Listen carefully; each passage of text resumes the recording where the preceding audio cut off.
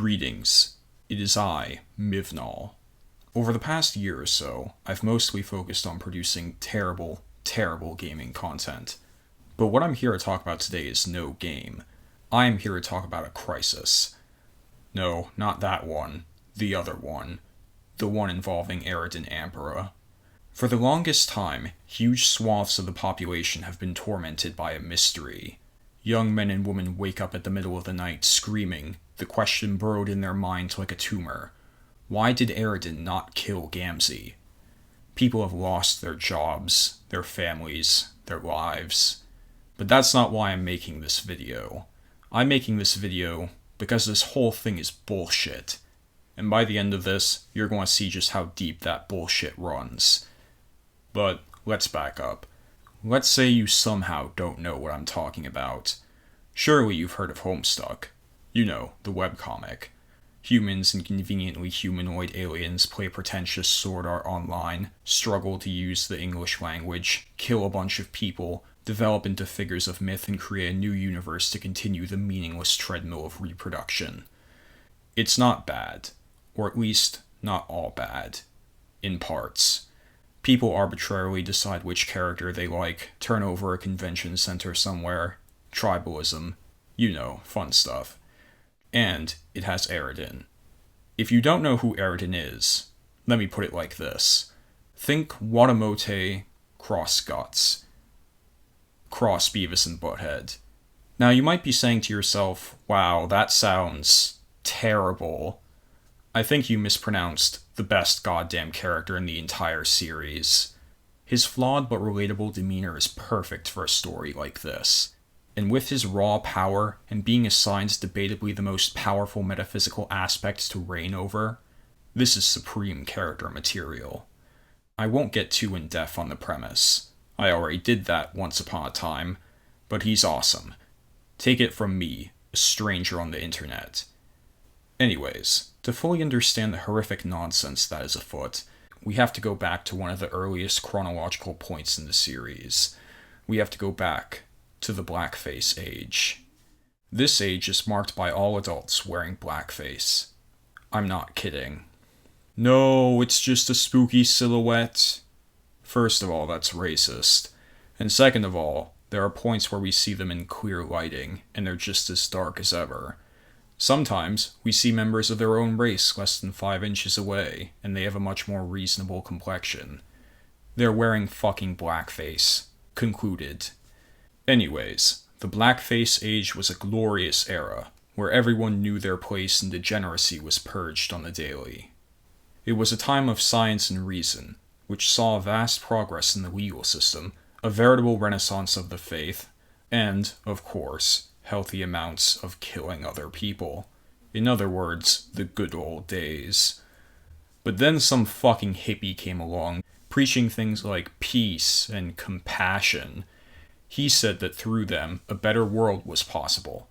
A world of freedom, of understanding, of dignity. Pfft. Get the fuck out of here, hippie. No one wants to hear your sensitive bullshit. Everyone called him a cuck, and that was pretty much the end of the discussion. The authorities showed him who was boss, and made him bleed from every conceivable orifice before throwing him in the proverbial trash bin. Alas, his words of falsity and sin continued to infect the minds of others for centuries to come, inspiring them to acts of unprecedented idiocy that continue to trouble society. Eventually, most of them died. The end. Except, not really. Because, you see, a number of characters we follow in the story tends to model their lives after these ancestral entities.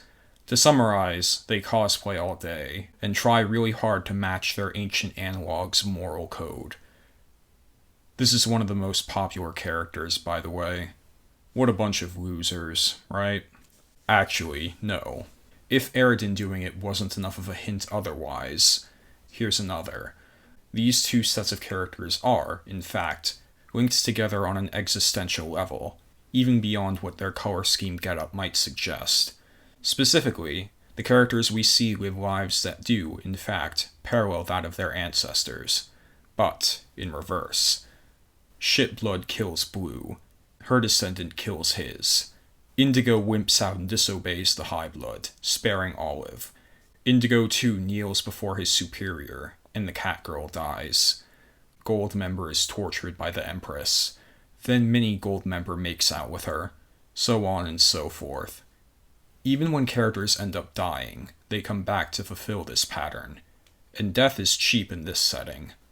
Most of these parallels are realized at some point or another, with one blatant exception: the interaction between Eridan's ancestor Dualscar and the Grand High Blood. According to someone's diary, Dualscar was killed by the High Blood on account of his poor sense of humor. Of course, by the reversal logic, this sets up a grand destiny for Eridan, to rise up and fucking destroy his enemy's descendant in a cosmic light show of hope and despair. Furthermore, Gamzee, the aforementioned descendant, has been set up as one of the ultimate villains of the series. In a fit of extreme stupidity, he invites an abomination into existence, whose main goal seems to pretty much be to destroy everything on a cosmic level. Like, dude, there's a limit. Chill. But he doesn't chill, and Gamzee continues to serve him. He's a shit.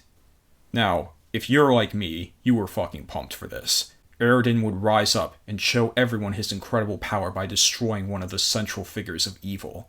The prophecy of hope fulfilled. Only, that didn't happen. To the visceral horror of Eridan fans everywhere, the final battle came and went with nary a sign of the best character in the series. He existed only as, maybe, an extra in the mediocre army of carbon copy clones Shitblood 2 amassed. The people recoiled. Time went by, but Eridan remains trapped within the black pit of obscurity and non-being. They kept screaming, but God did not answer. And with High Blood's succeeding existence now dead himself, and being lifted through a random high school, I guess, we're left to figure out what the fuck happened on our own. Why did this happen? What had to conspire to make this gross miscarriage of justice occur? Let's go through a few common explanations for this, and why they're all fucking wrong.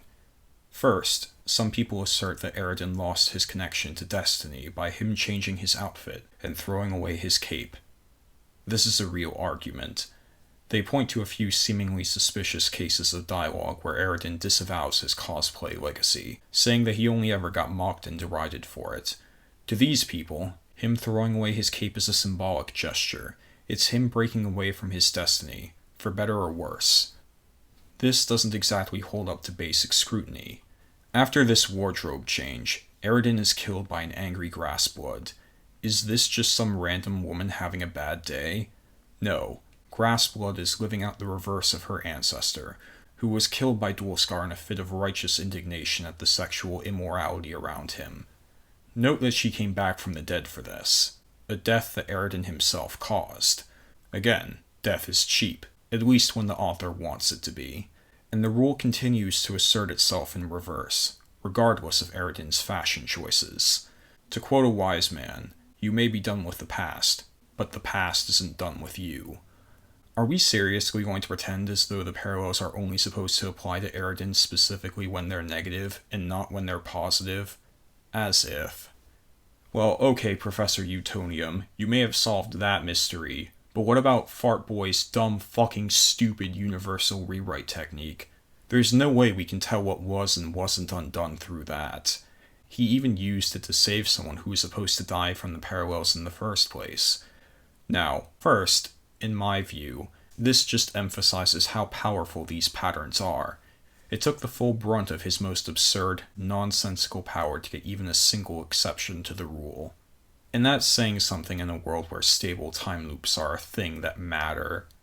Furthermore, we still see the parallels have influence later on in the story. Remember when Kanaya worked to protect Karkat before the final battle? It's yet another case of reversal, for her ancestor's failure to protect the hippie. A cosmically endorsed reversal at that. Although he does eventually find his way into battle regardless, in no small part due to her influence, his fight is much less impossible than it otherwise would have been. And he lives through it, proudly proclaiming victory over someone even shorter than he is. Quite the turnaround from his original fate, if you ask me. But what about... Shh. That's enough. As you can see, this is clearly bullshit. Eridan should have come back, and homoerotic Skeletor should have fucking shit his pants. Hopefully you can all understand what a colossal travesty this is, and are unified in asking, what happened? Why didn't Eridan kill Gamzee? If you ask me, there is only one logical explanation. If Eridan didn't kill Gamzee, then it must be the case that Gamzee's ancestor did not kill Eridan's. Do you understand? Orphaner Dualscar didn't die. Now, hold on. The only indication we have that this happened in comic was the word of Blue's diary, who is the ancestor of stupid name number 8. For the purpose of this video, here's what you have to know about her. She's overly dramatic, pointlessly cruel, supremely presumptuous, and as a consequence of these things, often has difficulty forming healthy relationships. Like Eridan, but worse. No small amount of confusion and turmoil comes from this failure to build genuine bonds with others. And, a lot of people have that issue. At one point, she tries to make someone stronger by turning them into a paraplegic, and then kills them in a huff because she can't understand why that didn't work. At another point, she dares Telio to kill her, because, she'd never do that. And then she does. It's like the Three Stooges all rolled into one. My point is, she's not the brightest bulb in the box. She has her moments, but most of them are the direct result of someone bailing her the fuck out. And this is a common occurrence across all her incarnations. All of them get into some shit, because they're not as smart as they think they are. And when it comes to their relationships, they tend to overlook things out of their own pride and native emotionalism. Like Eridan, but worse. Blue is no exception. Her romantic relationship with Dualscar is a deeply flawed one that neither party is happy with. For example, one day she decides it would be a wonderful idea to emasculate him by taking on a side hoe in the Grassblood as a sex slave, and then having sex with her, right in front of him. Now, to be fair, you'd have to be a rocket scientist to figure out where that could go wrong. But suffice it to say, Dualscar kills the slave, and is a little upset. He breaks it off with her. And Blue is like, how could this have happened? And splutters impotently for a few pages, incessantly sniffing her own farts even as she makes to report his death in exaggerated tones. You're a joke, Dualscar. You're such a poophead I already forgot you existed. Folks, this is high school level garbage. It would have been a true miracle if he survived the appointment, and that comes across more as an assumption than something she bothered to confirm. She is capable of erring. Remember when she underestimated Telio Prime and got her arm ripped off, and had to rely on her shitty mind control powers to get out of it? Or the way her last relationship turned out? Is it possible that maybe, just maybe, she was being a bit presumptuous with her former partner on account of the way their relationship ended, especially in light of the conspicuous absence of parallels between Eridan and the High Blood later on? Is it possible that maybe someone related to Vriska Serket got something wrong? The answer is no, of course, but we're going to pretend otherwise to move the video along. He survived the encounter, and he survived the racist apocalypse, too. How'd he do that? Pirate tactics. What's that look for? Do you have any idea how tricky pirates are? They're pretty fucking tricky, and Dualscar is a super pirate. It follows that he'd have masterful power over said tactics. As far as I'm concerned, that's the only rational explanation for this nonsense. He survived the encounter, he survived the racist apocalypse through pirate tactics, and he's still out there, watching, waiting to wreak havoc on some bitches, and tear this twisted world a new one. Yes, that's it. There, the truth. The Eridan not killing Gamzee controversy is one of the greatest mysteries of the current age. It makes absolutely no sense that a parallel like this would be established and then ignored without reason, and many have languished under the ignominy of its existence. No more, I say. Now there is a reason. Now there is truth. I hope you found this to be as enlightening as I did. Be sure to leave a nice hate comment below if you disagree, so that I can read it and not change my mind. Or even something like, oh, you forgot page 3702. Your argument is without merit. Those are always fun. But then, you have to keep things in perspective. And I suppose getting this far is a miracle in its own right. Oh well. Farewell for now.